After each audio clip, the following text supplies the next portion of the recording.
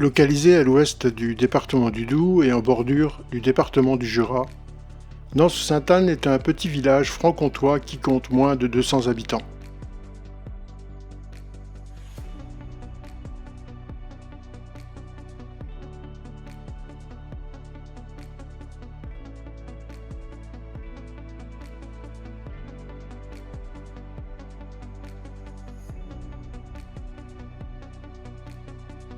La commune est située dans une reculée jurassienne caractéristique, entourée de falaises calcaires et à proximité de la source du Lison.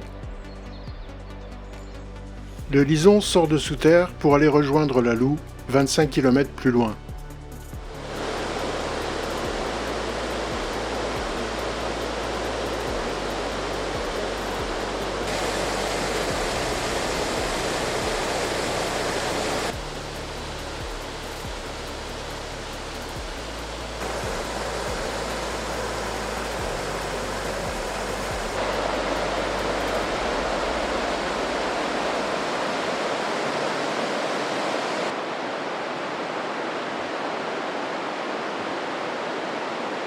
La source du Lison est le point de résurgence du cours d'eau souterrain alimenté par les nombreux entonnoirs, gouffres et fissures absorbant les eaux du plateau calcaire de Champagnole sur une superficie de 114 km².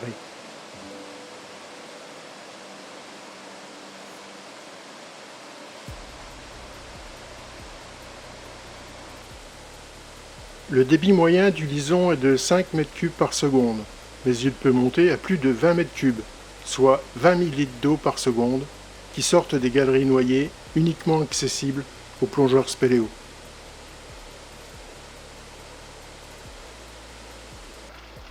Derrière la source du Lison, on peut aller voir le Creux Billard, gouffre d'effondrement de 80 mètres de hauteur, qui collecte les eaux des sources temporaires, ainsi que le ruisseau de Château-Renaud, pour ressortir à la source du Lison.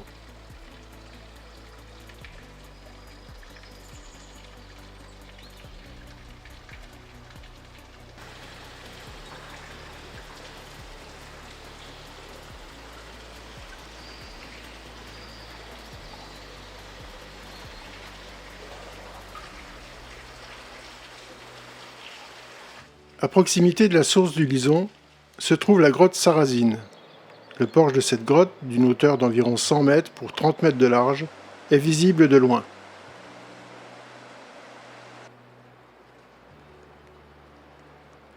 La grotte donne accès à un réseau souterrain exploré sur plus de 4 km. Ce réseau est à sec la plupart du temps, mais lors des pluies abondantes, il agit comme un trop-plein des galeries noyées du Lison. En quelques minutes, l'eau sous pression remonte les galeries et ressort par la grotte Sarrazine. En 1978, on a relevé un débit de 16 m3 par seconde, alors que celui de la source du Lison atteignait 30 m3 par seconde. Il faut donc une extrême prudence pour s'aventurer dans ce réseau souterrain.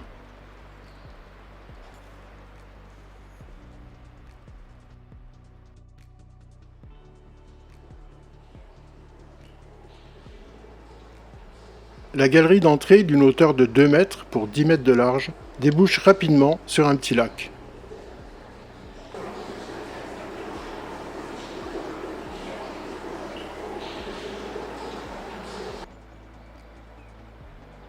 Moins spectaculaire que la source du Lison ou la grotte Sarrazine, le Vernoux est un affluent du Lison, qui prend sa source au pied des falaises de plusieurs centaines de mètres de hauteur, à l'est du village.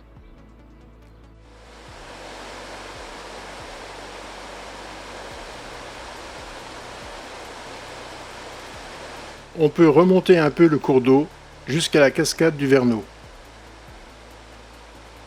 Comme le Lison, la source du Vernoux est la résurgence d'un cours d'eau souterrain. Le débit est plus modeste que celui du Lison puisqu'il est de l'ordre de 0,2 m3 par seconde. Mais les crues peuvent être terribles. Le 1er septembre 1975, le débit du Vernoux est passé de 0,2 à 17 m3 par seconde en une heure. Jusqu'en 1983, l'accès aux galeries par l'aval était réservé aux plongeurs, car il fallait franchir un siphon de 230 mètres de longueur. Depuis 1984, un passage supérieur par la Grotte Baudin permet de court-circuiter le siphon. Cette grotte est située dans ces falaises, à une cinquantaine de mètres au-dessus de la source du Verneau. Au nord-est de Nans-sous-Sainte-Anne, le plateau de Déservillers.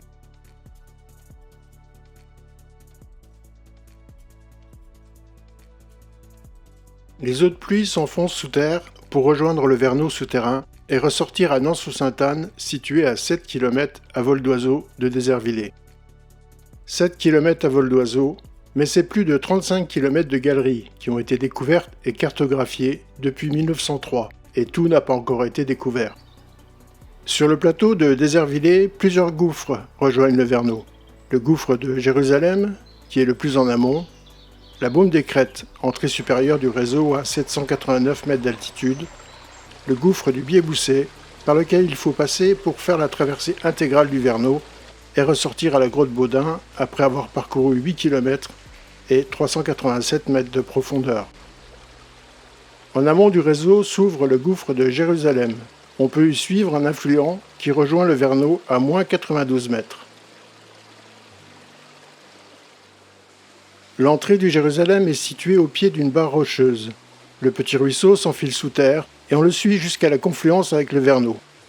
Arrivé dans le collecteur, on est très vite arrêté par un siphon qui bloque le passage vers l'aval.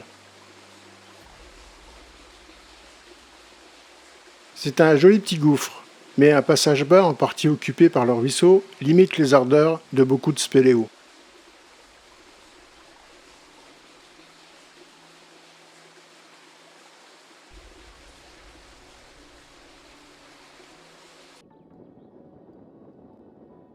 À moins d'1 kilomètre à l'ouest, la Baume des Crêtes constitue le point haut du réseau du Verneau. Un beau puits d'une trentaine de mètres de profondeur constitue l'entrée de la cavité. Vers 130 mètres de profondeur, on rejoint le petit cours d'eau qui va retrouver le collecteur du Verneau vers moins 180.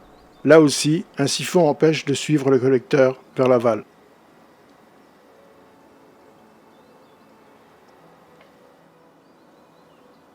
À 200 mètres au sud de la Baume des Crêtes s'ouvre le gouffre du Biéboussé et sa belle entrée qui ne passe pas inaperçue.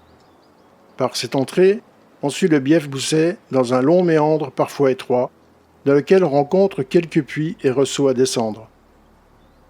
On rejoint le Verneau à moins 197 et il n'y a plus qu'à suivre le cours du Verneau pour ressortir à la grotte Baudin. Mais attention, la traversée du Verneau n'est pas une simple balade. Il faut compter une quinzaine d'heures de progression soutenue et les conditions météo doivent être optimales et ne pas présenter de risque de crue. La traversée est également soumise à autorisation.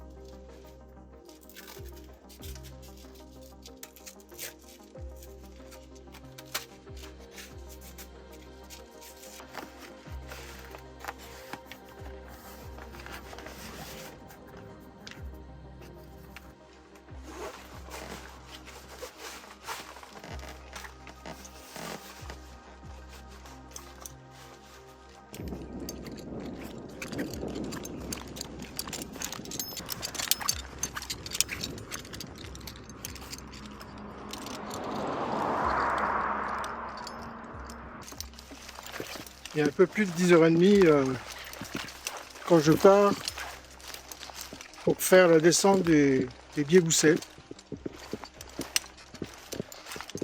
Dommage, il y a un beau soleil là, qui donne envie de rester un peu à l'extérieur. Mais bon, on a choisi, hein. Allez, quand même, hein. Sacré trou, hein.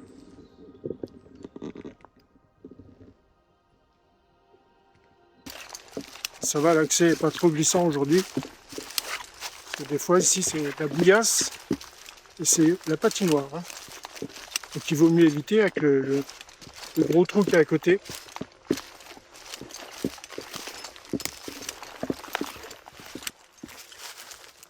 Là le panneau qui nous indique qu'il faut se méfier en cas de forte pluie, parce qu'il risque d'avoir des crues plutôt sauvages. Le gouffre descend de 172 mètres de profondeur dans le méandre calcaire et débouche dans les grandes galeries du collecteur du Verneau. Donc en fait, on ne descend pas dans le grand trou qu'on voit quand on passe sur le sentier, mais on suit le lit du cours d'eau, qui la plupart du temps est à sec, hein, parce que là, ici, si ça se met à couler, ça craint. Aujourd'hui, comme la plupart du temps, c'est bien sec. Voilà. Là, on a un petit ressaut à descendre. Et après, on arrive au premier puits.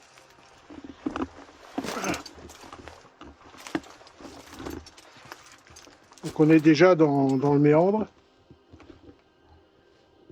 Et on va le suivre tout le long. Bon, attention à la descente ici parce que des fois c'est un peu glissant. Bon, là ça a l'air sec, ça devrait aller. C'était pas glissant, mais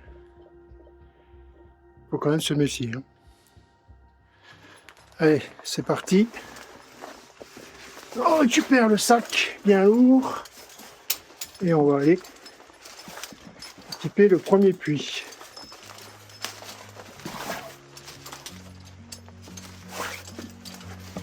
Voilà, voilà. Bonjour, premier puits. Bon, je suis prêt pour la descente du premier puits de 12 mètres. Super belle entrée.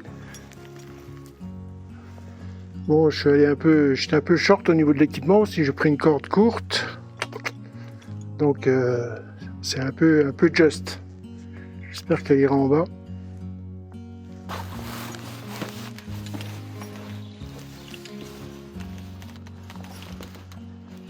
Il faut mettre une déviation un peu plus haut là pour pas que la corde frotte contre la roche. Et petit sac. Enfin, un petit sac bien lourd quand même, hein. Ouais, il sera un peu moins lourd en bas de ce puits. Voilà.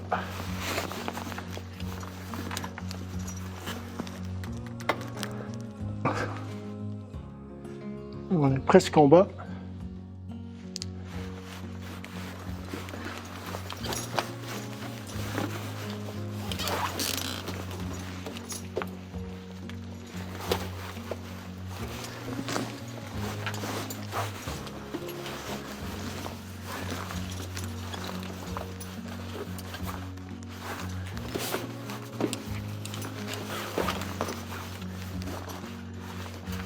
Et voilà.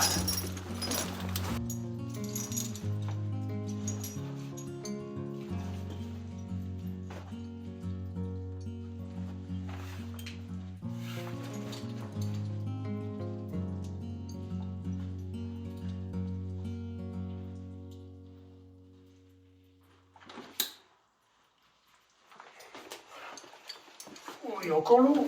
Oh.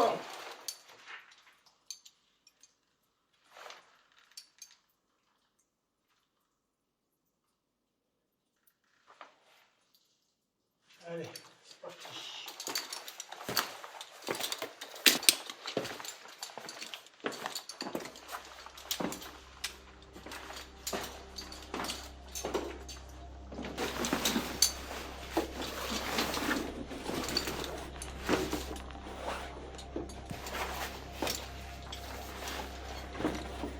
Et voilà, on attaque le méandre.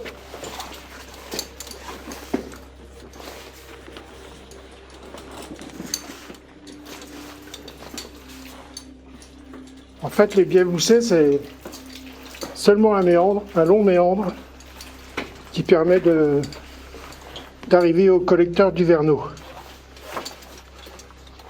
Donc c'est en fait un petit affluent, on suit un petit affluent qui rejoint le Verneau.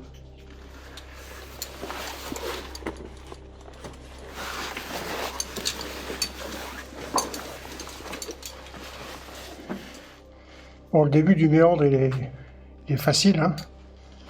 On marche au fond. Bon, pour remonter il est un peu plus dur parce que mine de rien ça monte, on se rend pas compte.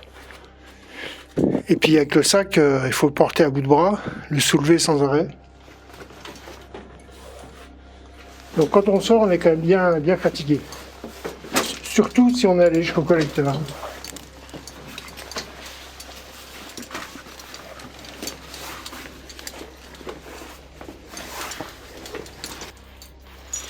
Un arceau de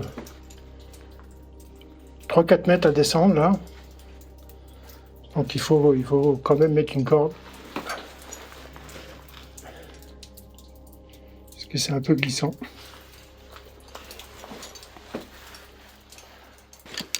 Alors, on va pas mettre longtemps à descendre, hein. Mais bon. Il faut quand même mettre une corde.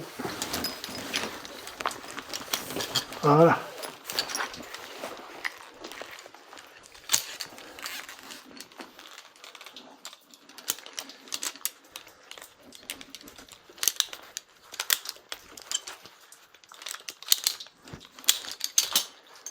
On a même des restes d'anciens spéléos là. Enfin bon, je suis pas sûr que ce soit des spéléos, hein. C'est peut-être des vaches, hein. Plutôt même.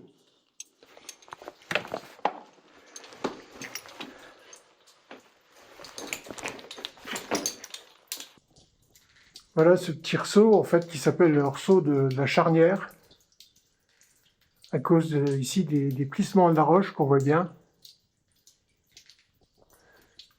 Et donc il y a une fracture dans ces plissements qui a été élargie par l'eau. Donc c'est fou, là on imagine la force, les forces quand même pour réussir à plisser des roches calcaires.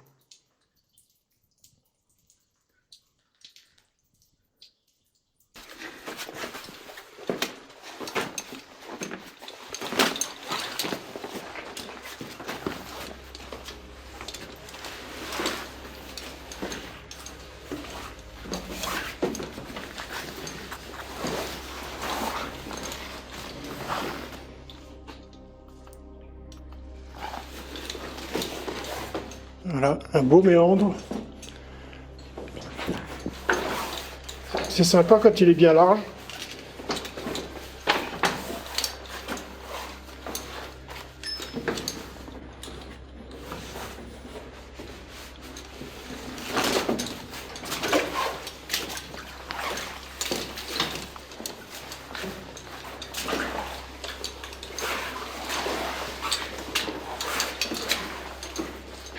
Là, on a des petits crans à descendre. Alors c'est pas grand chose, hein, quand on descend on les voit même pas. Mais en remontant avec le sac, quand on est un peu fatigué, on se dit mais je me rappelle pas de ces trucs là. Et ben oui, ils sont là. Pas méchant mais pas sympa.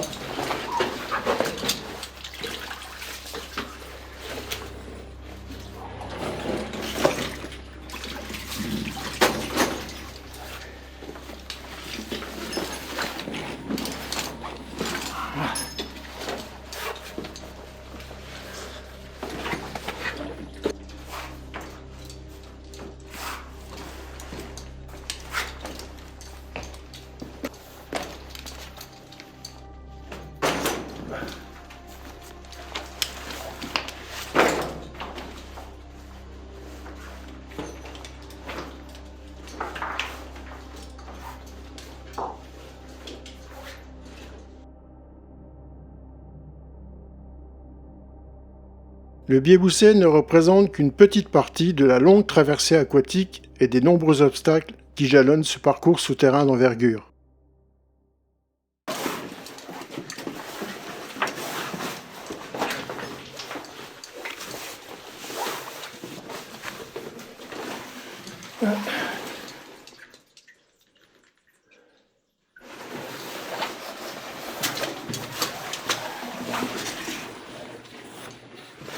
Encore un petit cran.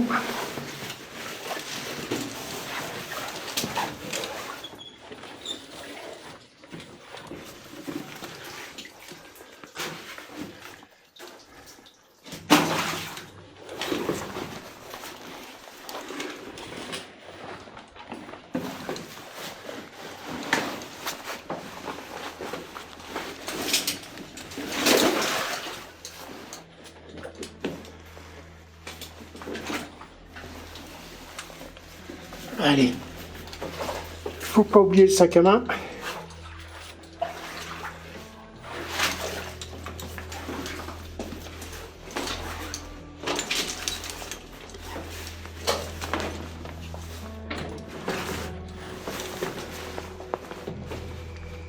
Ça passerait bien du sac à main.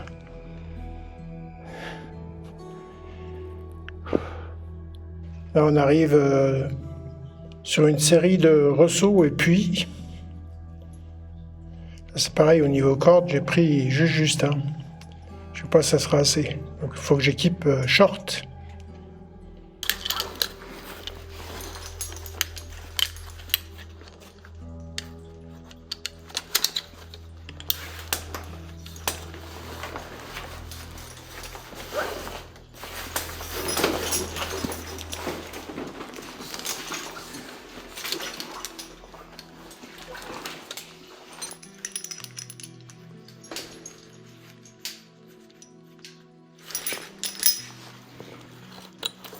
Ah, descendre un arceau de 4-5 mètres à peu près.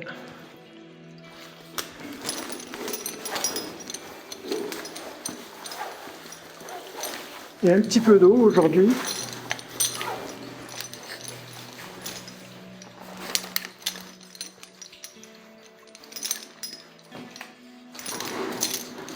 Voilà. Des broches servant à accrocher la corde permettent d'équiper à peu près en dehors du passage de l'eau. C'est indispensable lorsque le débit est important. Mais aujourd'hui, ce n'est pas nécessaire. Et comme la longueur de corde risque d'être un peu juste, j'ai choisi un équipement plus serré. Je suis seul et je ne peux donc prendre qu'un sac pour mettre la totalité des cordes et mousquetons. Donc là, je descends un petit morceau, quelques mètres, et puis je change de corde parce que j'arrive au bout de celle-là.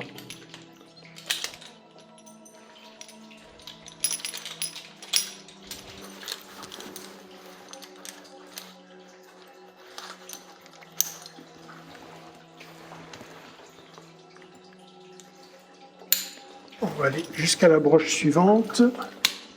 Et ça fait juste, hein. Je ne sais même pas si je vais pouvoir y arriver. Juste, hein. Trop juste. Finalement, je pourrais arriver jusqu'à la broche. Là, on a encore un arceau à descendre. Et puis après, partir sur la droite, là. Et on a un puits d'une dizaine de mètres après, avant d'arriver en bas. Bon bah, c'était juste l'équipement là. Allez.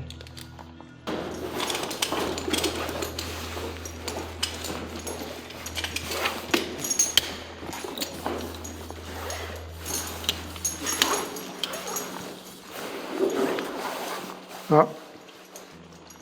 Une petite sangsue.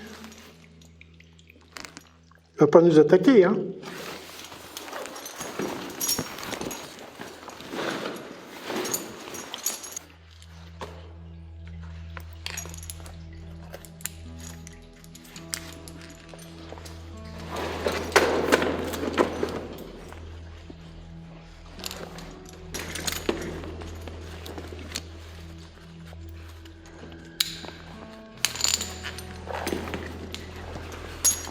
Il faut partir maintenant vers la gauche pour aller placer l'équipement hors crue, ce qui n'est pas forcément le plus pratique.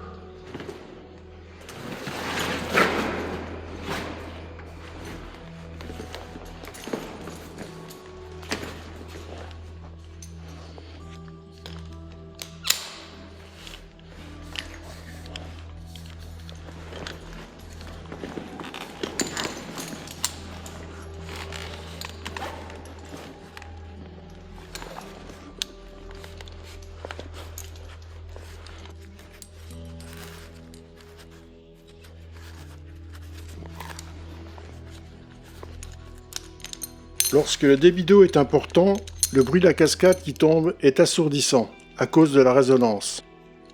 Aujourd'hui, on n'entend que le bruit du matériel.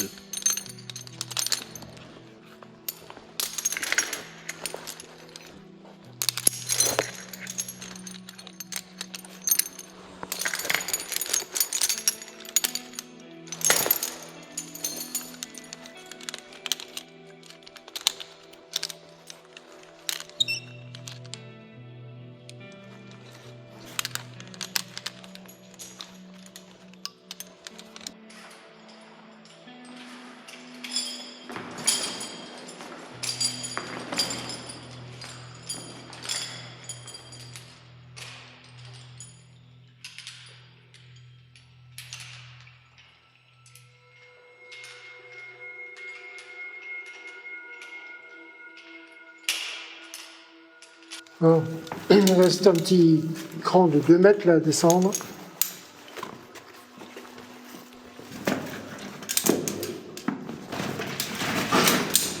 Voilà.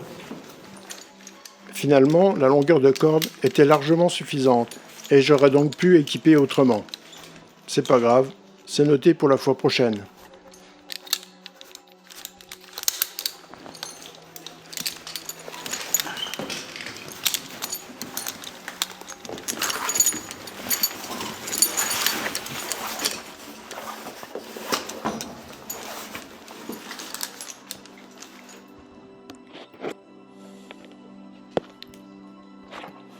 Et voilà. Le méandre continue. Il y a une chauve-souris là-haut. Moi, je vais pas trop l'éclairer parce que je vais pas la déranger. C'est pas bien. Enfin, elle est tranquille ici, hein. En principe. Quand il n'y a personne.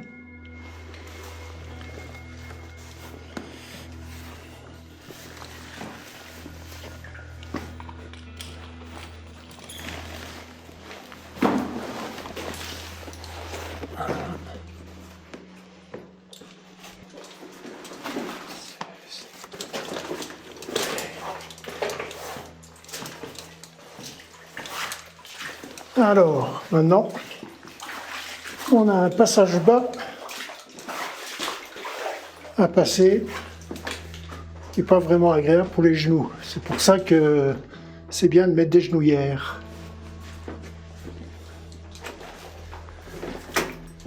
Allez.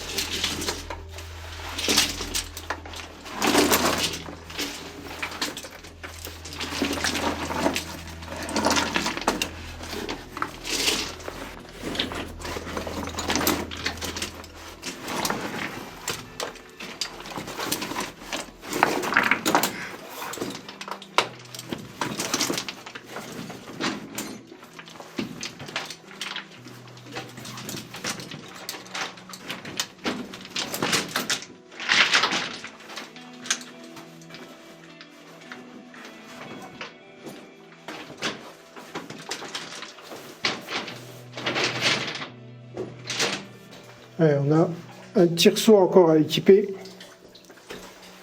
qui arrive dans une petite vasque là. Alors les pieds mouillés.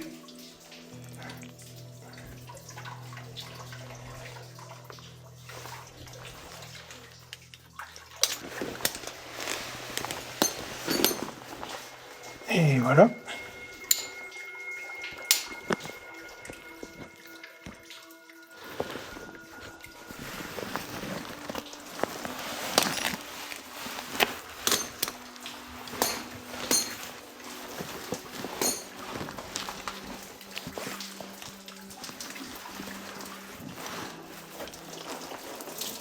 Ah. Faut pas oublier le kit. Voilà.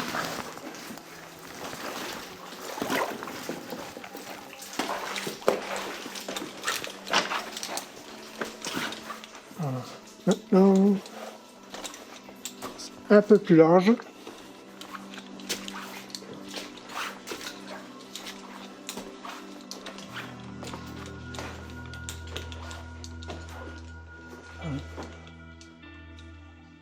Quelques gros blocs là, qui sont tombés du plafond.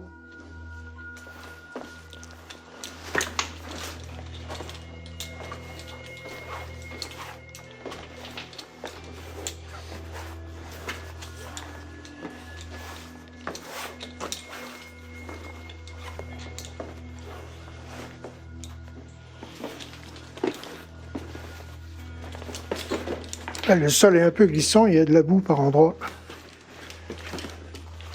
Voilà, ça va mieux.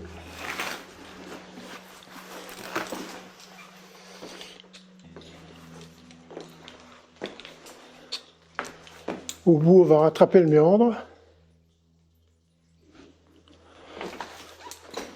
Voilà, il faut monter un peu avant de redescendre pour retrouver le fond du méandre.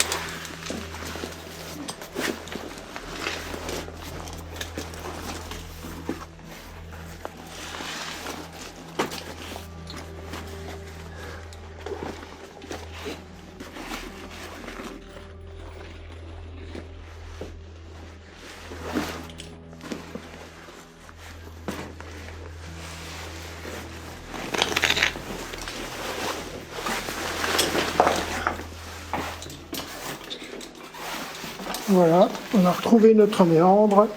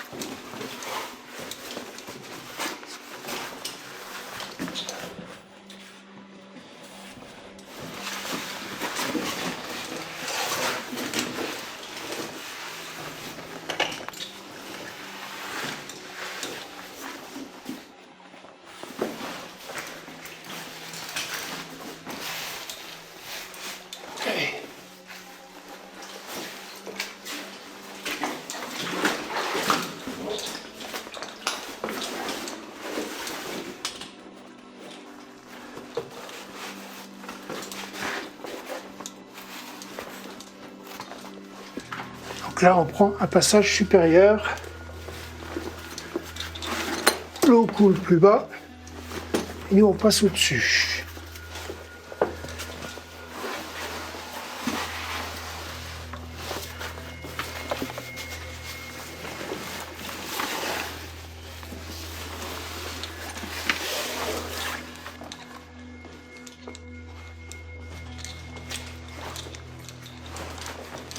Une salle de décantation.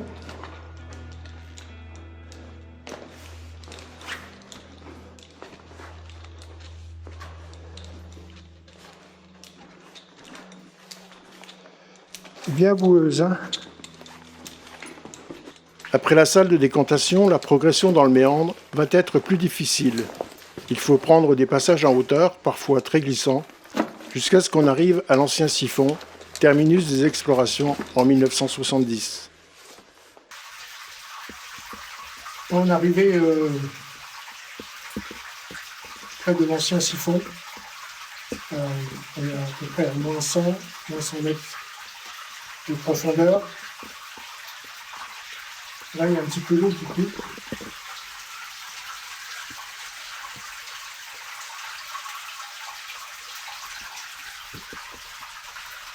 Je vais m'arrêter ici.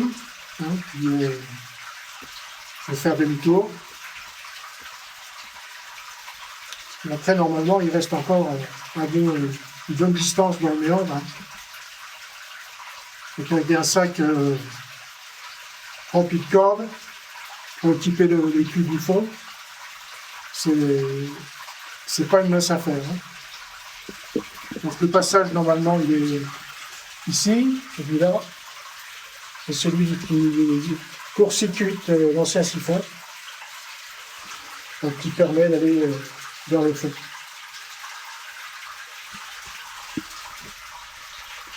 Aujourd'hui, il y a un petit courant d'air aspirant, donc je l'avais dans la nuque en descendant, donc là, je vais l'avoir de face, ça va rafraîchir un peu.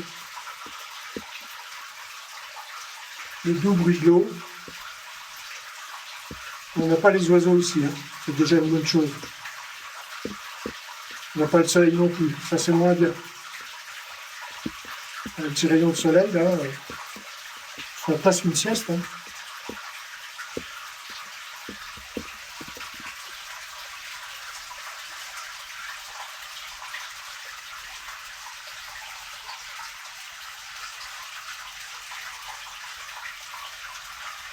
Voilà, puis la partie du méandre là, je ne peux pas filmer parce que c'est des passages qui sont étroits, glissants.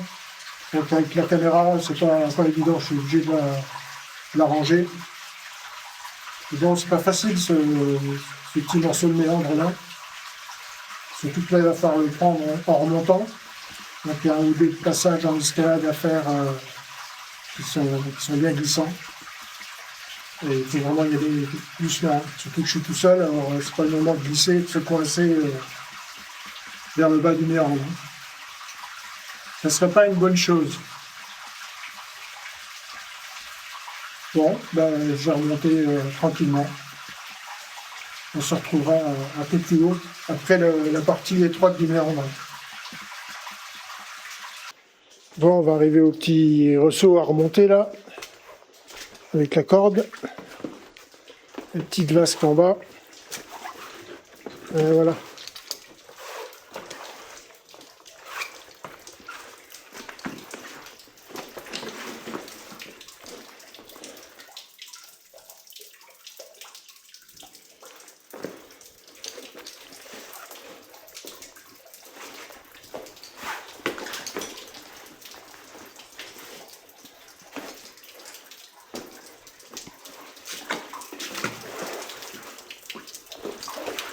Ok.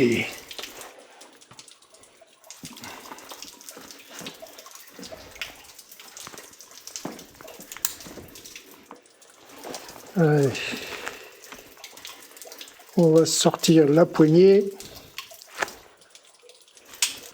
On met la poignée sur la corde.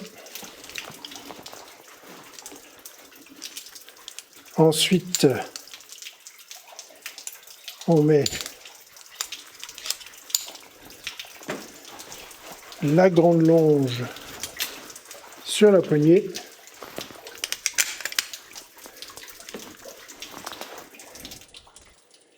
Et le crawl.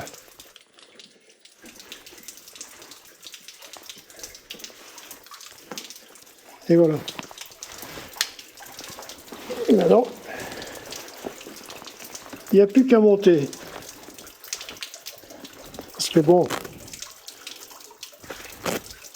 il y a beaucoup de matériel, mais c'est pas de l'automatique, hein. Ça reste du manuel quand même, hein.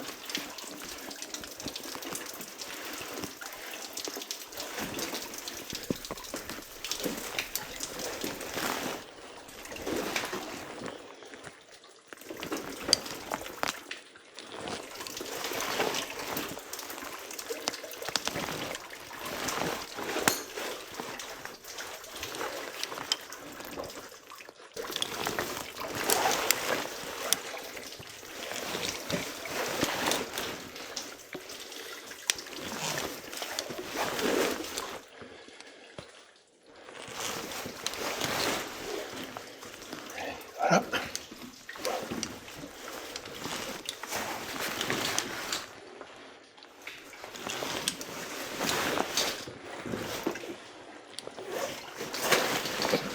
Et voilà. L'utilisation du matériel de descente et de remontée sur corde ne s'improvise pas. Il est impératif d'être sérieusement formé pour pouvoir maîtriser les techniques de progression en toute sécurité.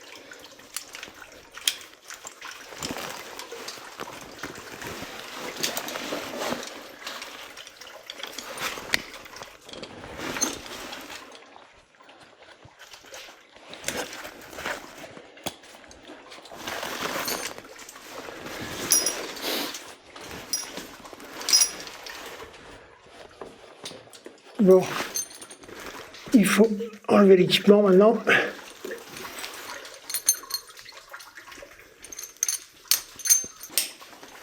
Voilà.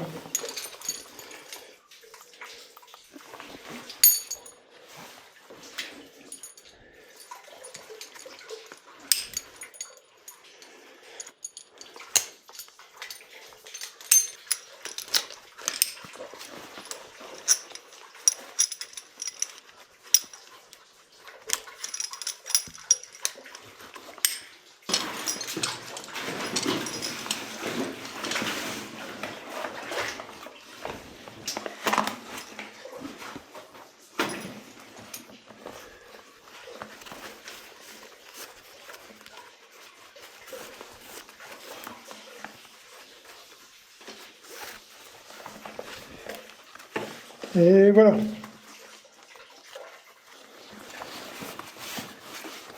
Bon, ben maintenant le sac va être de plus en plus lourd quand on va remonter.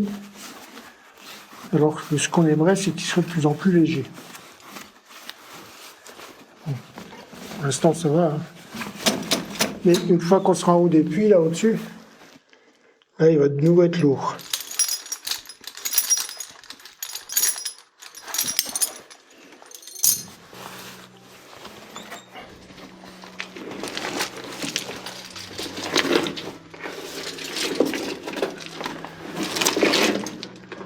Bon, faut pas oublier le passage bas, hein.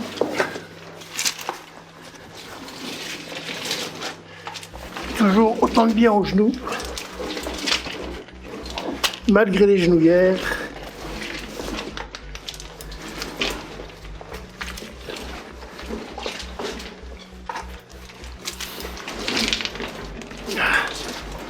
Et voilà.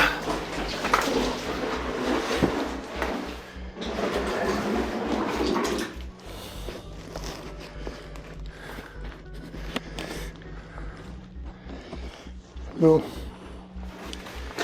on va récupérer le sac maintenant.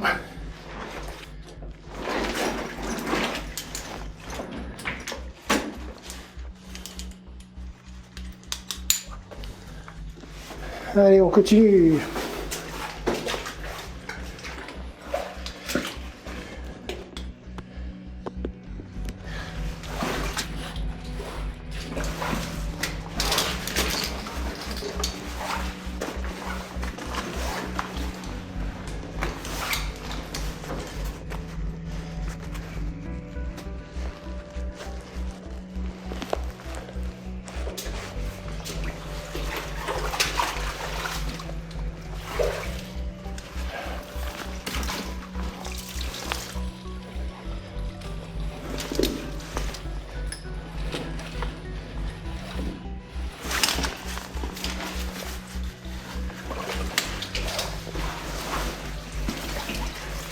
Et voilà. On arrive au puits. Ouh. Personne.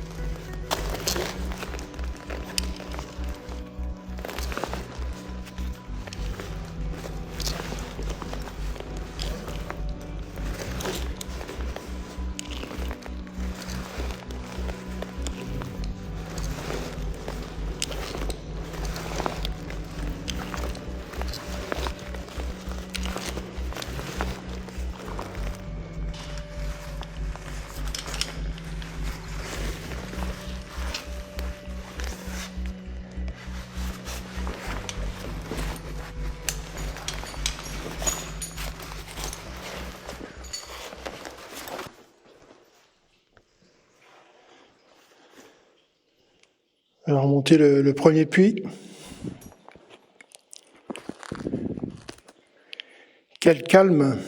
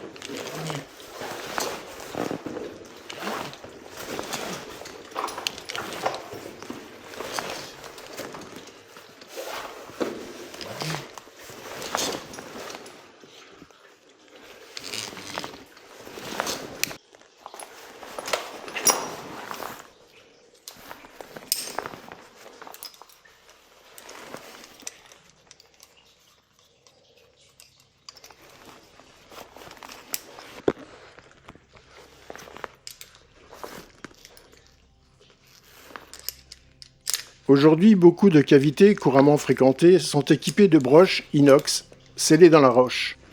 Mais avant, on utilisait des chevilles spit autoforantes comme celle-ci qu'il fallait planter dans la roche à la main. On y fixait des plaquettes à l'aide de vis pour pouvoir accrocher les mousquetons et la corde.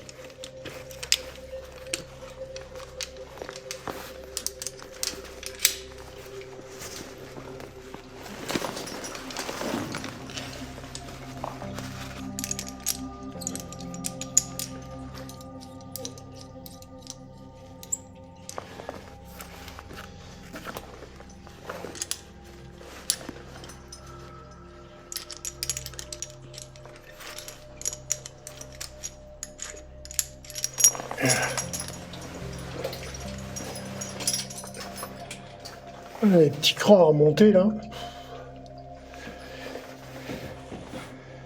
Ce que je disais en descendant, hein. On fait pas attention en descendant mais en remontant. Ils sont là.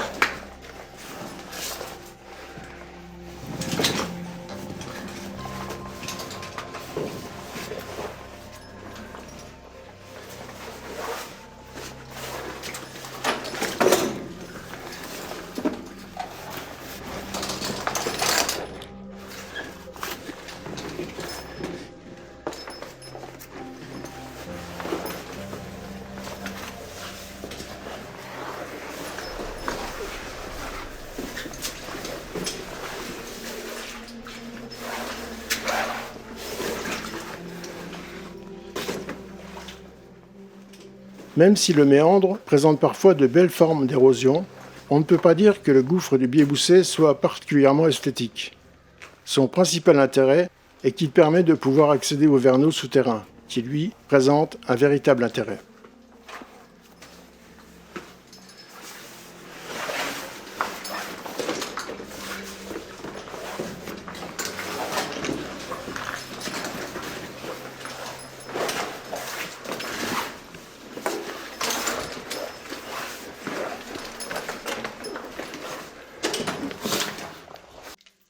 Là, je fais une petite pause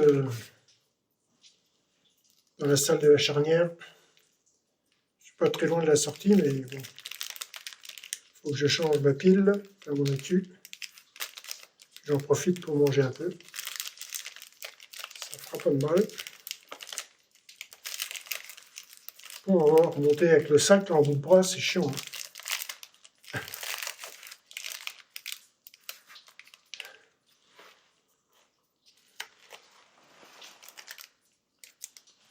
Donc là, il reste à remonter la charnière. Un petit morceau de méandre. Et puis on arrive au puits de sortie. Hein. Au puits 12 mètres. Et puis voilà, on sera dehors. Là, j'ai vu une chauve-souris qui faisait des allers-retours là.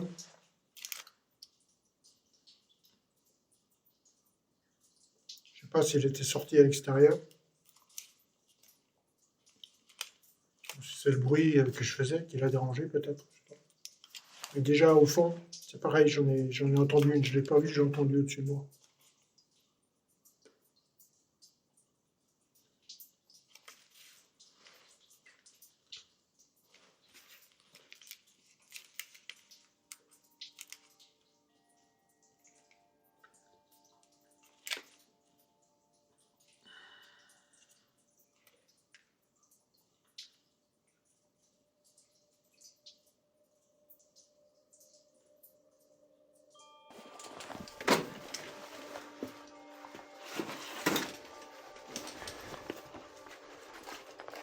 La visite des Biéboussais jusqu'au collecteur, aller-retour, représente quand même une sortie spéléo assez difficile physiquement, particulièrement si on trimballe un sac bien chargé avec soi.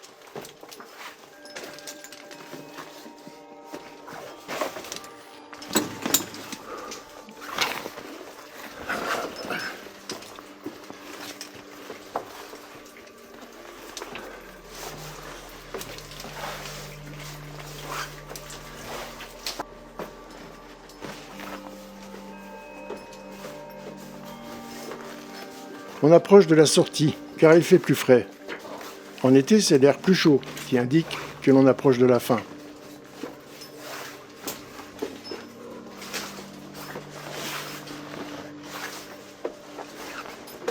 Et voilà!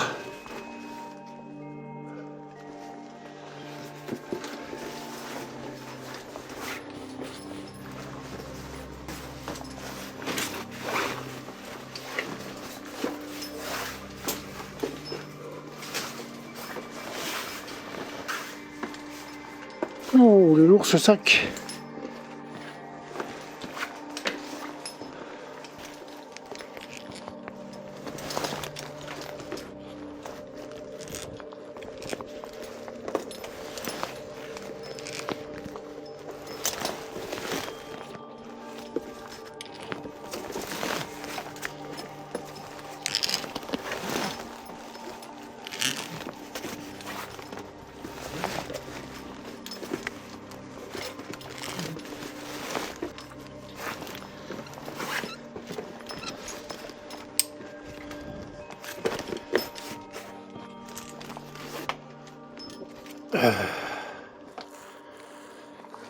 Allez, encore un petit effort.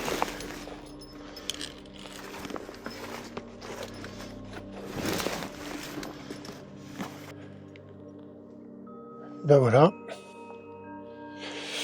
Je suis sorti du puits.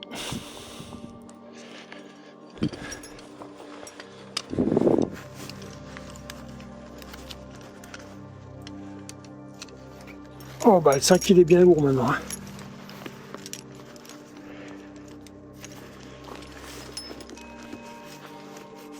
Heureusement qu'il ne reste plus grand chose à faire.